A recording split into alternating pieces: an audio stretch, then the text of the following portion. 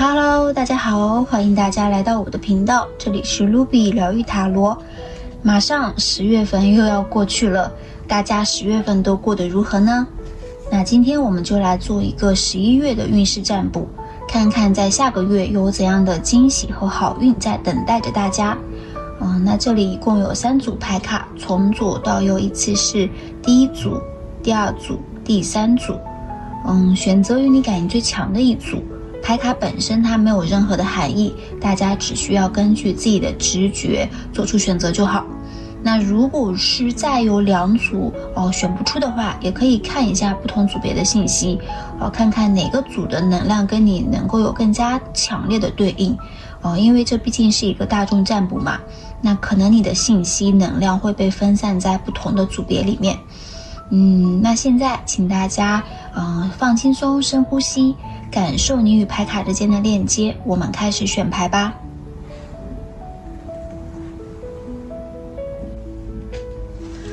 Hello， 这里是选择第1组的小伙伴。那首先呢，我们用切牌来看一下第1组小伙伴，大家在10月份的能量状态如何，算是做一个简单的能量对应。星币3的正位，这张牌的核心是想说，看得见的成长，它不是那种像权杖那样很张扬的那种成长，也不是像圣杯那样感性的，星币它带给你的成长是，扎扎实实的技能的打磨，加上团队协作这样的成果。那这张牌上可以看到，工匠、学徒还有监工，他们各司其职，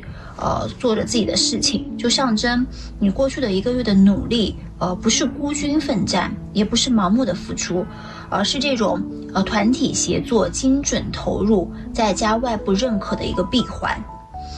那从现状来讲的话，10月份的你们大概率是很长一段时间是处于一个深耕期的，专注于务实现实层面上面的积累，在学习技能、准备考试，或者是有参与一些团队协作这样的工作。那看到10月份你们在学习工作上面投入的时间精力会比较多，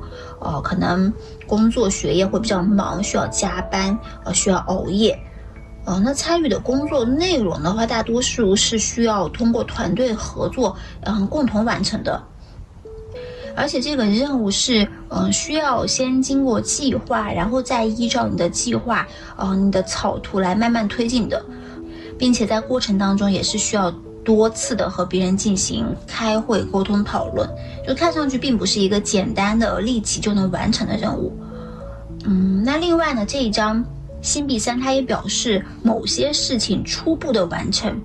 因为钱币嘛，它的最终目标就是要得到经济上面的成就，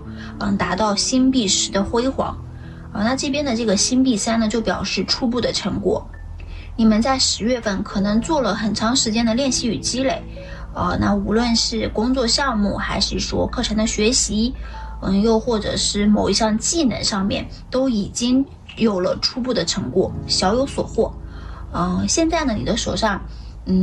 可能已经握着就是可以展示、可以示人的成果，或者是一些可以利用的资源、能力、经验等等。那这些都是你在10月份收获的宝贵的财富。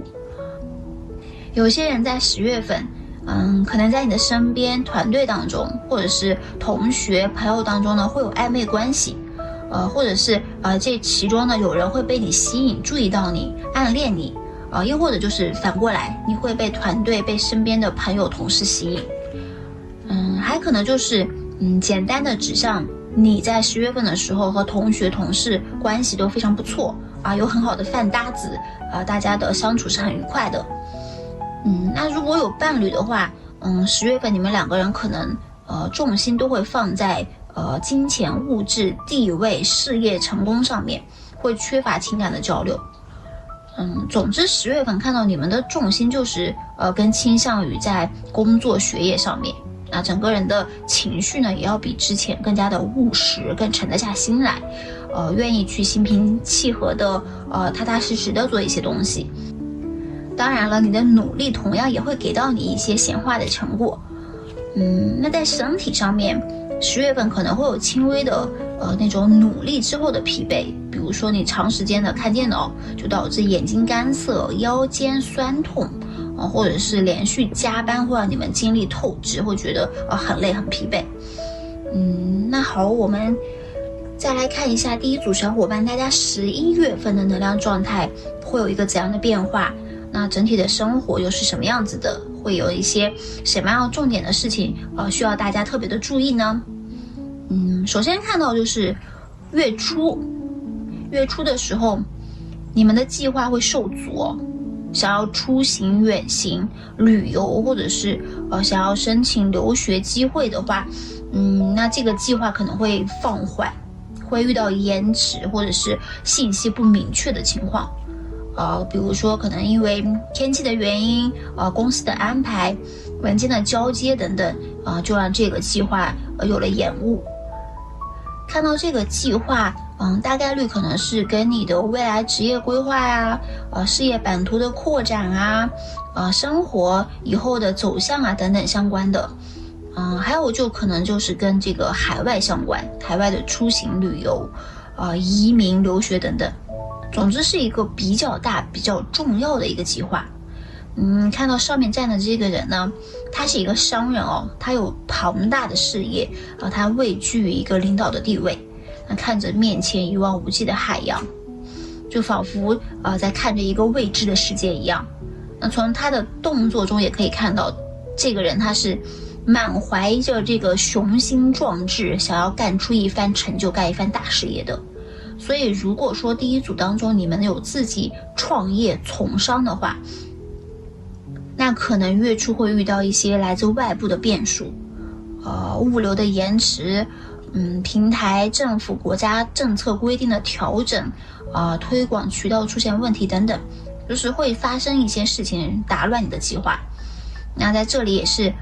那想要提醒各位，就是不要对事情过早的充满期待，还是要保持平常心。另外呢，就是要把你远大的计划拆分成短期的可以执行的可控的小步骤，一步一步来，在变化中调整，那在调整中持续的前进。月初不适合做一个非常巨大的宏观的计划那在月中的话，看到是一个权杖6的正位，月中的能量会非常强，情绪高涨，看上去是非常自信、有能力、有魅力的样子。月中呢，你会因为之前的努力在团队或者是在公开的场合获得肯定，可能是小范围的表扬项目获得通过，或者是在小组的群里面被点名表扬推荐。那学生的话，你可能就会参加竞赛拿奖，然后通过考试得到导师推荐的机会，在社团里面担任一些非常重要的职务工作等等。11月中旬你们整个人的精力是很充沛的，然后做事情呢效率也很高，会变得主动积极。是你们11月份能量最旺、最全盛的一个时期所以11月中旬呢，非常适合大家去主动的展示自己，在公开的场合展示自己的成果，提出自己的意见，或者是接受公众身边的人正向的反馈和回应。那另外呢，月中也是大家求资源的一个非常好的时期适合去做推介、销售、申请，或者是做一个产品的展示。因为11月的中旬你的能量很充沛嘛，那你整个人都是充满了魅力的，对方就很容易被你吸引，看到你身上的价值。那来到月末的话，是一个星币8的正位，能量呢会从一个比较高的状态渐渐的平缓，你们会回归到原本的生活模式继续做手头上的工作，每天都是上班、下班、上学、放学，是一个比较平静的时期感觉不会发生什么特别大的事情。那我们再来用雷诺曼看一下大家10月份的学业运势，还有工作运势如何。是一个小狗 dog 3，还有选择。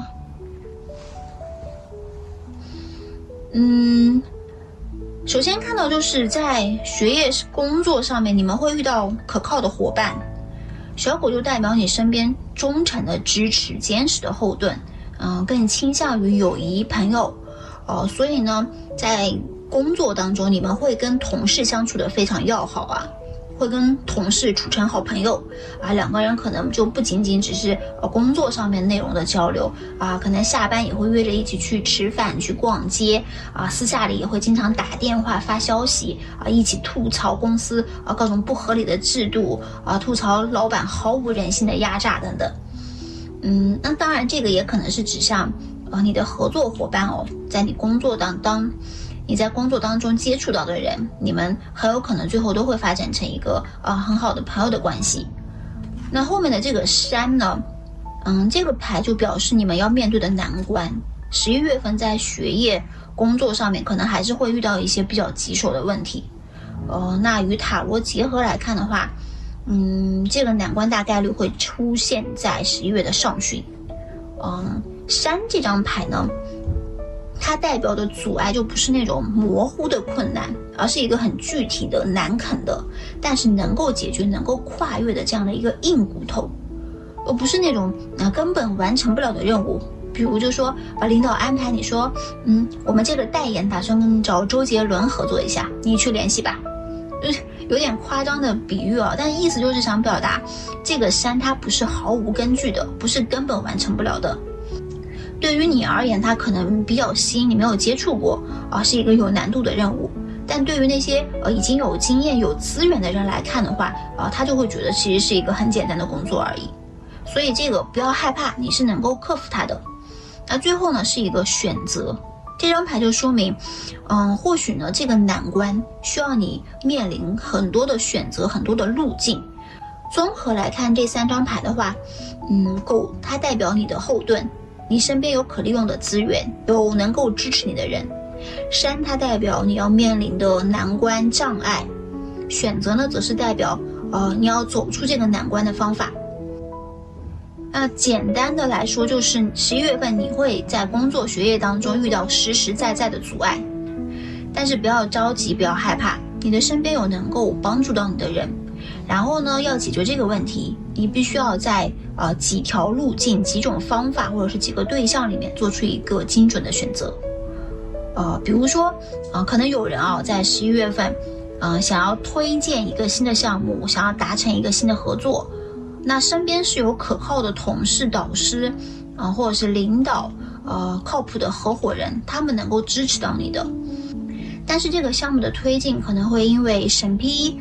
资金、能力、技术甚至是情绪的问题受到延迟阻碍所以你就需要再继续修正这个项目，还是说转向新的方案或者说换平台、换方向、换合作对象之间做出一个选择。那看到11月份的中旬是你们展示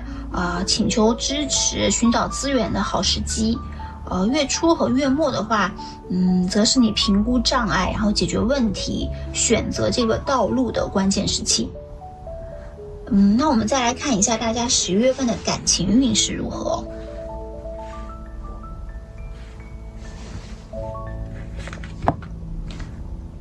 Unrequited love， 还有 very soon。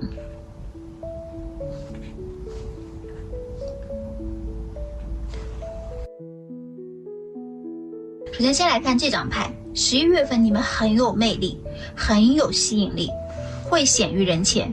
吸引到别人的目光。在社交场合呢，你很可能会获得关注。那另外，如果你有心仪的对象，你主动的向他展示你的魅力表露你的心迹呢，两个人也是很有可能擦出爱的火花，有暧昧的互动。那这张牌也说想清楚想明白你究竟想要的是什么，那它就会立刻出现在你的面前。所以就说明第一组你们本身就是非常具有吸引力的人，你们就是帅哥美女，自身条件很优秀，身边可能都不乏谈恋爱的机会。如果是你没有谈恋爱的机会，你恋爱机会少，那大概率是因为你们太宅了，你们社交少，每天都待在家里或者说除了上班就是回家睡觉，没有其他的社交没有其他的途径让更多的人看到你。那看到11月份有权杖6，就就说明你们11月份是有机会显于人前的，接受大家的目光注视、欣赏与赞美。就不管你是主动的还是被动的，反正你肯定是要被大家看见的。这种社交场合的露面，或许就会给你招来很不错的桃花。那但是呢，这张牌也是想要让你确定嘛，你到底想要什么？你想要一个怎样的恋爱对象？因为可能招来的是好桃花，也有可能就是那种短暂的、瞬间的吸引、暧昧、激情。所以呢，还是要想清楚，自己到底想要什么。那还有一张牌就是 Unrequited Love， 这个呢就是一个非常明显的单方面单恋的信号，没有足够的吸引力或者是化学反应来维系这段关系。那11月第一组，如果你是有一个心仪的对象，但是对方对你感觉并不是很有兴趣、很来电你总是在主动的找话题，对方的回复都是很简单，甚至对方就不回复你分享心情、分享趣事的时候，对方好像也没有什么共鸣。这种单方面的输出就是他对你没有火花的信号，所以就没有必要再过多的纠缠。这张牌是希望如果有上面这种情况的小伙伴，你要接受你们两个人之间并不来电的事实这不是你的问题，当然呢也不是他的问题，只是说你们两个人就不合适，他喜欢的人或许就不是你这样的类型所以我们也没有必要在不合适的人身上浪费太多的时间和精力早清醒早解脱。那最后我们看一看宇宙给到大家11月份的祝福是什么呢？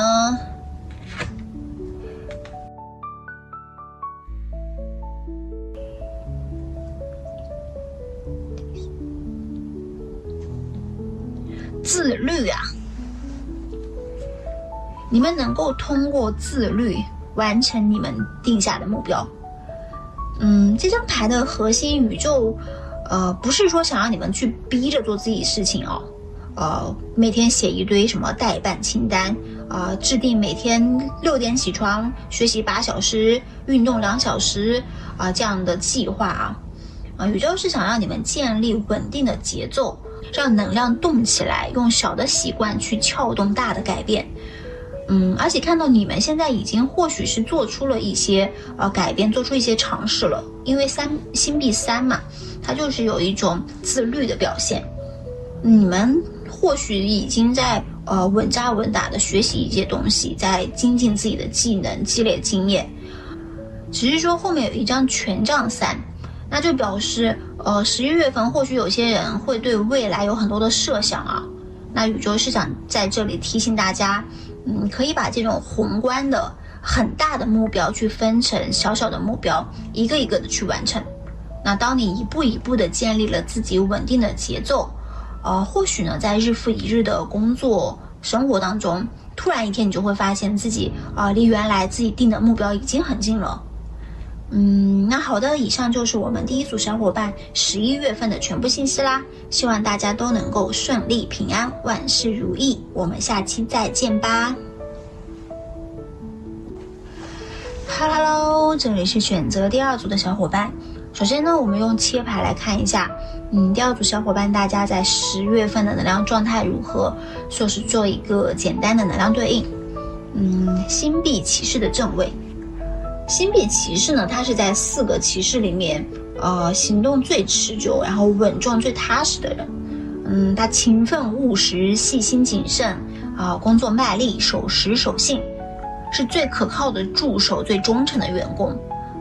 他的事业虽然还不像星币国王那么的壮大，但是他就是像乌龟一样很努力的一步一步的往上爬，虽然慢，但是在进步。那这张牌出现在这里，就说明10月份大家可能在全心全意的工作学习生活上没有太大的惊喜和变化，更多的还是按部就班的生活，而且看上去工作强度、工作内容要比之前更大一些，你们可能不得不加班或者是不得不提高自己的效率。总之就是很忙，但是这种忙碌同时呢也意味着高的收入，特别是那些自由创作自由职业者你们越忙就代表你们挣的越多。10月份的你们就是一个工作狂，有些人可能会表现出对于金钱物质的追求，甚至会表现的有一些斤斤计较啊。10月份你们有想买的东西，然后呢，你们在各个平台上面会做比较，然后纠结很久，最后呢可能才会下单。而且有人可能预算有限，但是你想买的东西呢有很多，或者说你想要买的东西它超出了你的预算，但是你不买吧，你又狠不下这个心，你又很想要，总之你们在花钱上面不是那么的干脆利落，会较以往更加的谨慎、细致、理性。那同样呢，在投资理财上面也会表现出比之前更加的谨慎务实一些。10月份可能在感情人际上面，大家投入的精力不是很多，还是更多的会投入在金钱啊、物质、工作、事业上面。而且看到10月份你们会缺乏感性，就是那种情绪很大的波动会比较少，哈哈大笑啊，或者是痛哭流泪、难过、生气，这样的情绪会比较少。情绪还是比较稳定的，没有太大的波动。另外呢，10月份也会去旅行或者是去出差那你搭乘的交通工具大概率上会是高铁、火车、汽车这样速度比较慢的，又或者你会做一个很长时间的交通工具，就飞行的话也是会有很长的一段飞行的时间。那还有就是你会从一个节奏很快的城市去到一个节奏比较慢的，能够放松身心、沉浸享受的这样的一个城市。那好的，我们再来看一下第二组小伙伴，大家11月份的能量状态会有一个怎样的转变？整体的生活会是什么样子的？会发生一些什么重要的事情需要大家特别的注意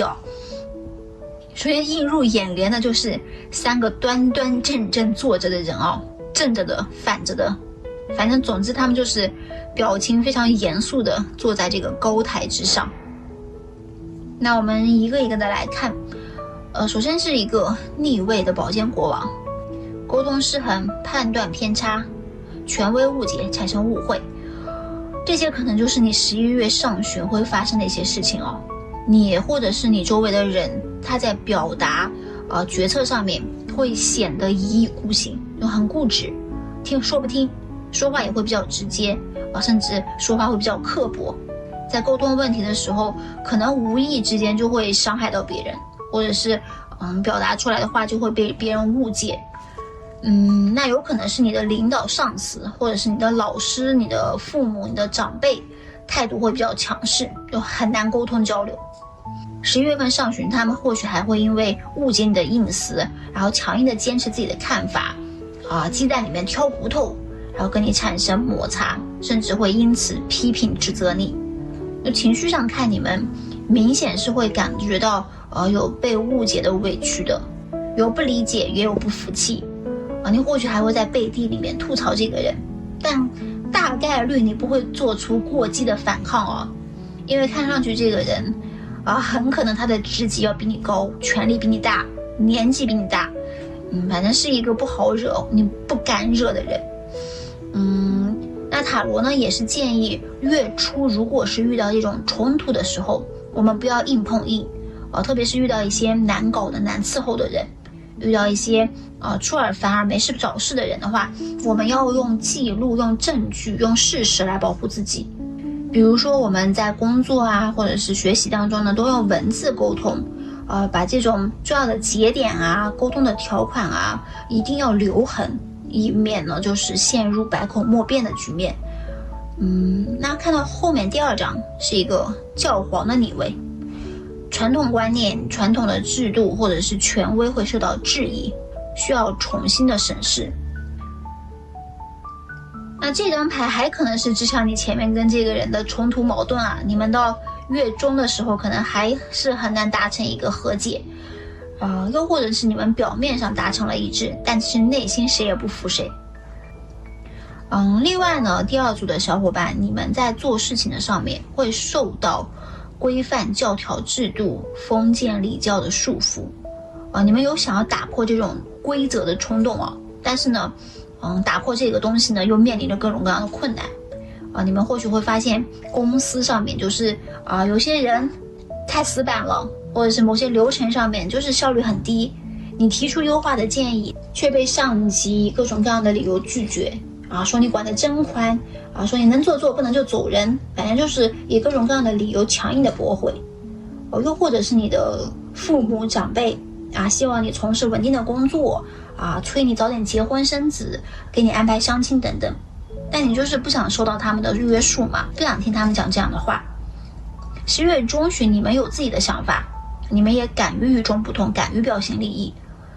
如果是在学习当中的小伙伴的话，那这张牌就是指向你跟你的老师会有意见不合的情况也可能是指向某一个考试你觉得这个考试无论是从内容来讲还是形式报考的条件都设置的非常的不合理，但是呢你又没有办法反抗。11月中旬呢，想要寻求贵人的帮助恐怕不得行，所以11月中旬还是不宜贸然的去采取他人的建议更应该小心的去查证你所得到的讯息的真实性，尽量的就是自己做决定。那11月份有些人在健康方面可能会有这种肌肉或者是关节僵硬的情况提醒大家多多的运动，多多活动关注自己的身体健康。那到了11月的下旬，终于有了一张正位正义，正位的正义。那这个人他是依然坐在这里，但是他转过来了嘛，那就说明很有可能你们最终呢说服了你前面这个很难搞的人，终于呢两个人达成了意见的一致明确了条款，签订了合同两个人之间存在的误会呢也终于被澄清，你平冤昭雪，获得了公正的评价。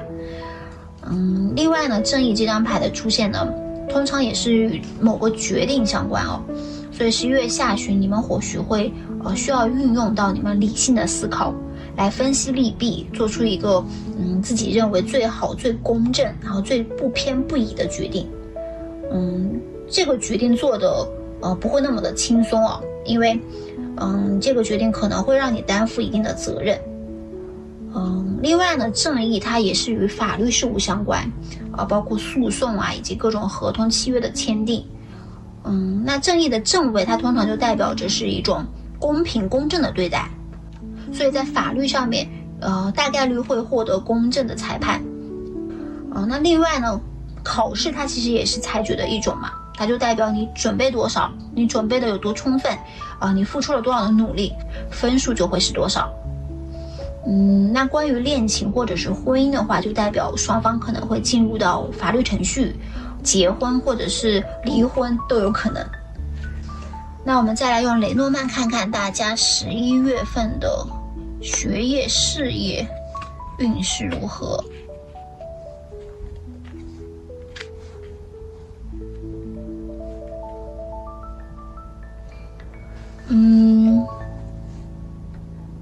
11月份你们可能会完成一个项目阶段性的收尾，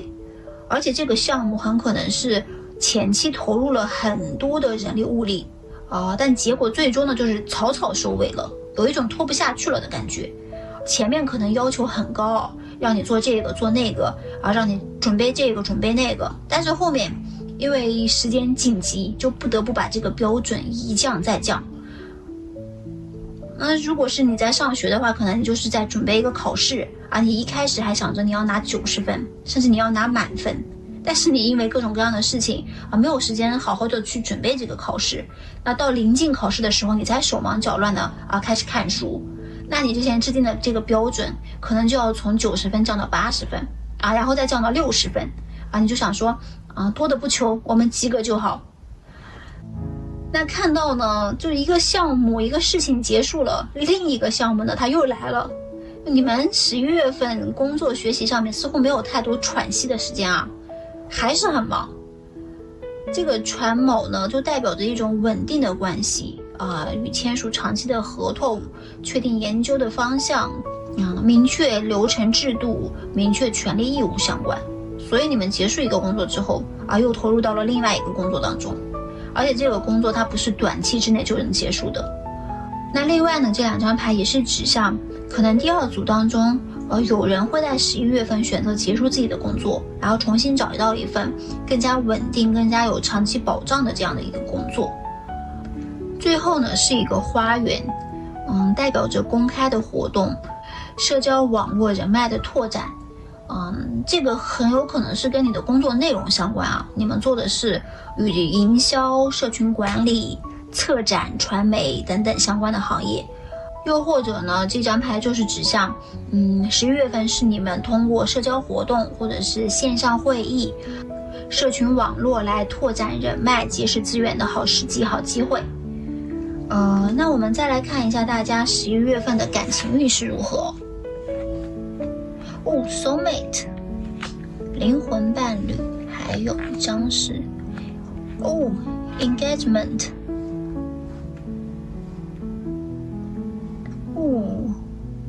engagement， 哇哦！单身的小伙伴11月份会有强烈的灵魂伴侣的能量出现，会遇到一个跟你三观很契合，然后很符合你择偶标准的这样的一个人。那大概率你们两个人是互相吸引的，因为是灵魂伴侣嘛，看到两个人浓情蜜意，感觉很强烈，说明你遇到的这个人两个人很来电。那当然，这个灵魂伴侣也并不仅仅只是指向恋爱关系，也可能代表你们生活中的友谊甚至是同事合作关系。你可能会遇到你的同担你们喜欢同一个偶像或者是跟朋友之间发生非常走心的对话、温暖的互动，就是有一种懂你的人终于出现了的那样的感动。总之，这张牌出现就是一个很好的信号。第二组可以期待一下11月份在感情人际上面会有一个非常积极的正常的发展，会有人出现激起你内心的火花让你之前毫无波澜的情绪呢变得不再平静。另外呢，是一个 engagement 关系升级，你们可能会进入到订婚或者是更高的承诺状态。那这个就是指向我们有伴侣或者是有暧昧对象的小伙伴可能11月份你们两个人之间的关系会更进一步，这也是一个非常积极很正向的牌。所以看到第二组小伙伴，你们11月份感情方面还是很不错的。那最后我们看一下宇宙给到大家11月份的祝福提醒是什么。Indecision, I use my intuition in all aspects of life. 宇宙想要提醒各位，无论是在事业上的选择、感情的承诺，还是生活的规划上面，都需要平衡直觉与理性。第二组你们拥有强大的直觉感知能力，但是直觉不是盲目的猜测，不是一时的冲动，而是潜藏在你们潜意识里面。通过你们长期的积累、生活的经验而滋生出来的内在的智慧。那理性呢，也不是冷漠的、毫无人情的计算，而是多方的权衡，通过信息的比较，然后做出的决定。我们要学着用规则来保护自己，用直觉识别机会。那与人相处的时候，特别是在工作、学习或者是存在一些竞争、利益纠葛的关系的时候，一定要理性一点，千万不要冲动上头，不要凭着意气用事。另外呢，也不要轻易的相信口头的承诺，不要对两个人之间的友谊对对方的人品抱有太大的自信千万不要觉得我们就是好兄弟、好哥们儿，我相信你，你不会害我的。对于一些重大的合作，有关于利益方面的事情，我们一定要就事论事，把丑话说在前面，建立规则，这样才能保护我们的权益，同时呢，也是保护彼此之间的感情。那以上就是我们第二组小伙伴的全部信息啦，希望大家11月份都能够顺利平安，万事如意。我们下期再见吧。Hello， 这里是选择第三组的小伙伴。首先我们用切牌来看一下第三组小伙伴大家在10月份的能量状态如何，做一个简单的能量对应。皇帝的逆位，这张牌的核心是权力控制欲的反噬，牌面上皇帝逆转过来，丢失了他的王冠，就象征着你们曾经依赖的权威突然的失效，或者就是你们自己控制欲太强，导致关系的失衡。10月份你们大概率会处于权力的博弈阶段啊，可能在职场上、工作上、学习上，会与上级意见不合，被要求执行不合理的任务，那也可能是在工作当中会因为琐事吵架，感觉被过多的干涉了，或者是对方觉得你过多的干涉了他的生活，那还有可能就是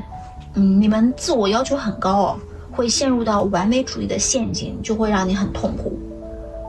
10月份你们的情绪可能经历了从愤怒，然后到无力，再到思考，然后放下这样的一个过程。愤怒是因为被压制了，被误解，被曲解。那无力就是因为你们没有办法改变这个情况，无法改变现状。反思就是说，你们自己消化，默默承担。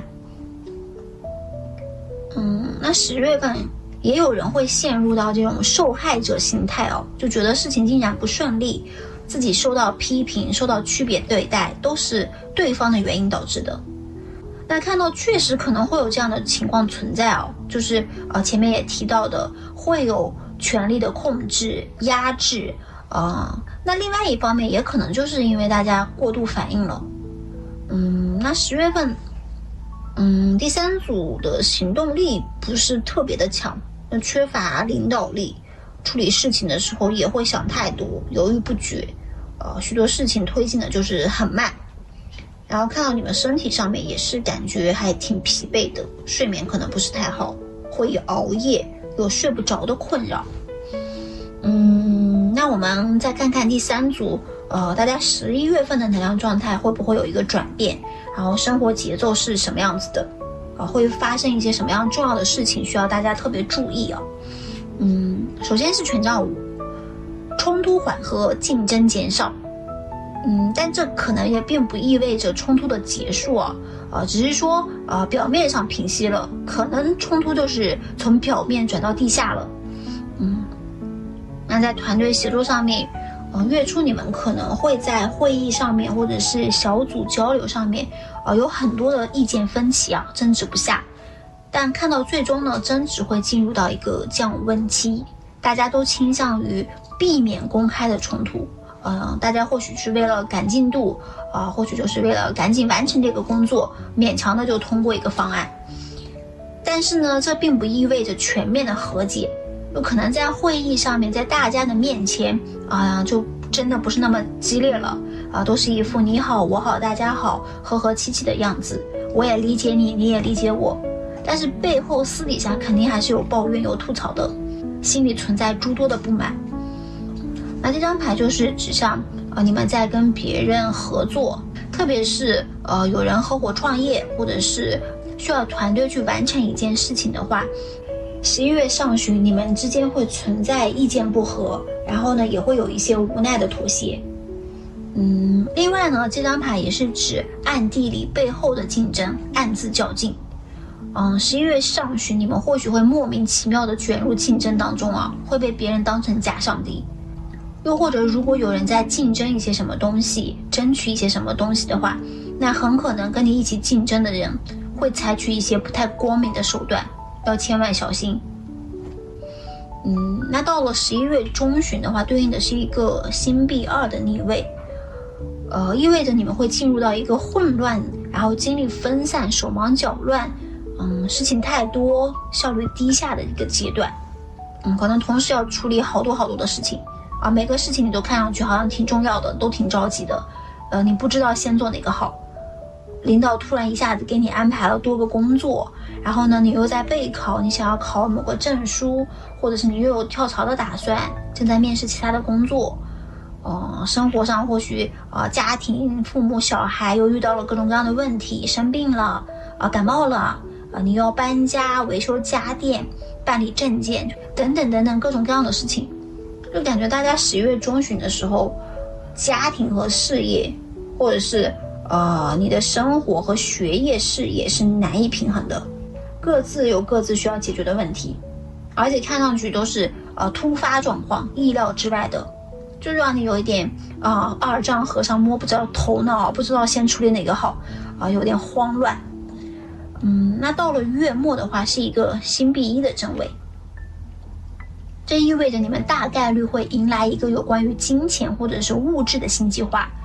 比如说投资计划、购买东西、买房子、买车的计划或者是做副业、创业的计划等等。而且这个计划它的前景是非常光明的。星币1是星币这组牌当中的第一个牌嘛，它代表着一个光明的开始。但并不代表以后咱们就是一个直接飞黄腾达扶摇直上。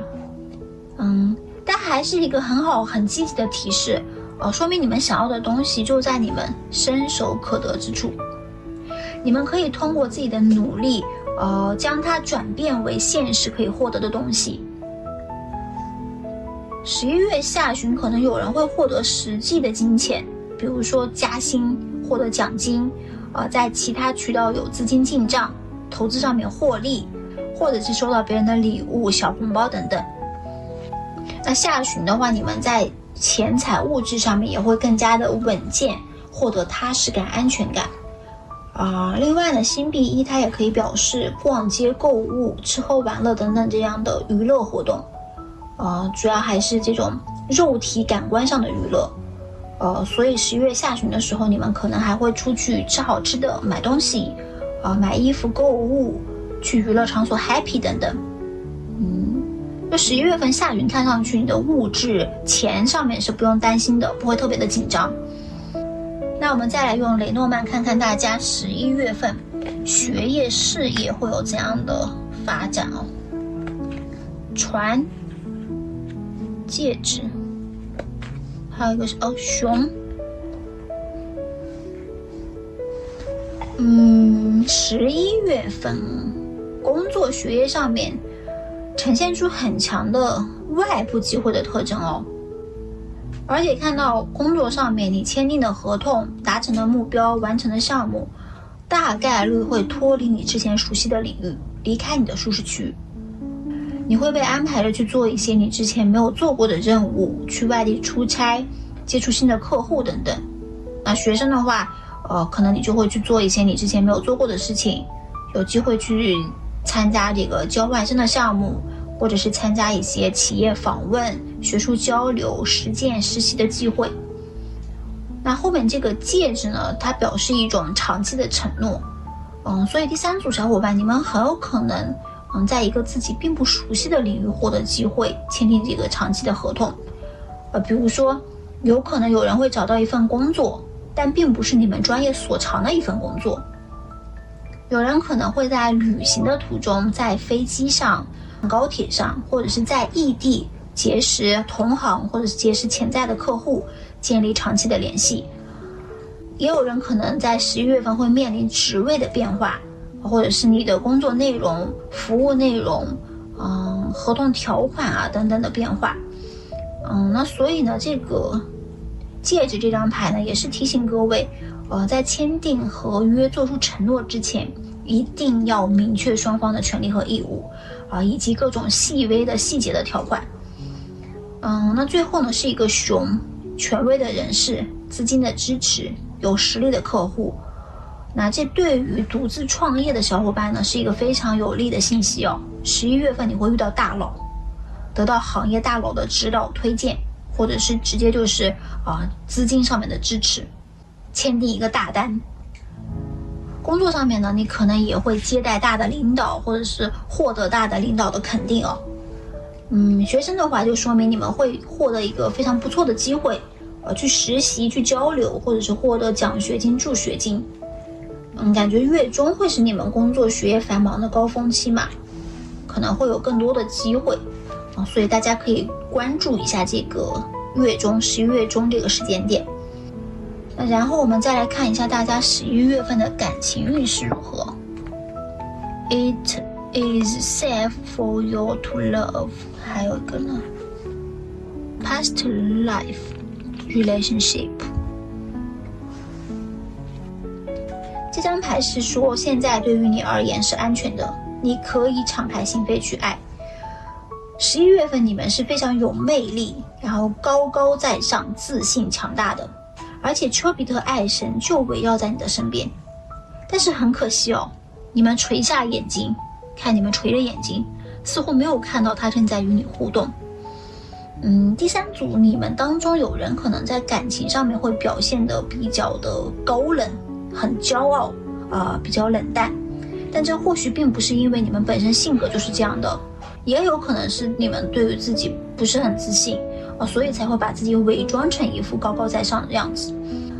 那11月份在感情上面来讲的话，是一个安全的阶段，接近你们的人呢，他也是安全的，所以不要抗拒去跟别人交流。你的身边无论是你的家人、朋友、爱人，还是主动靠近你的陌生人，他们都是带着善意的，他们都是因为你足够好，你本身的魅力才会在意你、走近你。对自己对别人都可以多一份信任。你身边关心你的人都是很好很真诚的人。不要因为自己的伪装就说出伤害别人的话，或者是对别人的关心视而不见。另外呢，你们现在整个人的状态其实也是适合去谈恋爱的，而且身边或许就已经潜在着这样的机会，有人在默默的关注你、喜欢你，甚至有人都已经有所行动了，而且可能你也已经察觉到他对你的爱意，只是你或许没有做出什么表示。那如果可以的话，神谕卡还是希望你们能够信任自己，相信爱，给这段关系一个机会。那后面第2章，前世的缘分会在今生重逢。11月份你们可能会遇到一个与你有前世羁绊的人这个人并不一定就是指向你的伴侣也可能是你身边的家人、朋友、合伙人、客户等等各种各样的人，就你们跟他之间会有一种熟悉感，或者是会感到彼此有很强烈的吸引力。那如果刚刚好这个跟你有前世羁绊的人就是你的一个潜在的伴侣的话，是一个你的机会、你的桃花的话，那你们这段关系有比较高的深度发展的潜力。那最后我们看一下宇宙给到第3组的各位的提醒和祝福是什么。 Perseverance， 坚持与毅力是11月份大家将潜在的机会落实成为长期成果的关键。无论是面对争执、冲突、竞争，还是面对你生活中多线并行、混乱复杂的情况，持续的坚持和努力都是非常重要的。不要因为意见不同就轻易的放弃自己的想法，放弃自己的原则和目标。不要因为混乱的生活就将做到一半的事情停下来，转头去做另外一件事情，到头来可能啥也没做好。11月份我们做事情可以慢，但是最好不要停滞。一旦停下来，可能很难再恢复、再启动了。那宇宙是想要告诉那些正在坚持努力的人，你们现在所做的事情是正确的，方向是对的。不要因为一时看不到结果，或者说过程中遇到了一些问题就停滞不前。而且这张牌呢，特别是会指向我们这个星币1。如果你们对于金钱物质有一个新的计划那请一定不要放弃你的计划，请坚持下去。这个事情很有可能会成功获利，但是它只是星币1，只是一个开始，它需要时间。那以上就是我们第3组小伙伴的全部信息啦。希望大家11月份都能够顺利平安，万事如意。我们下期再见吧。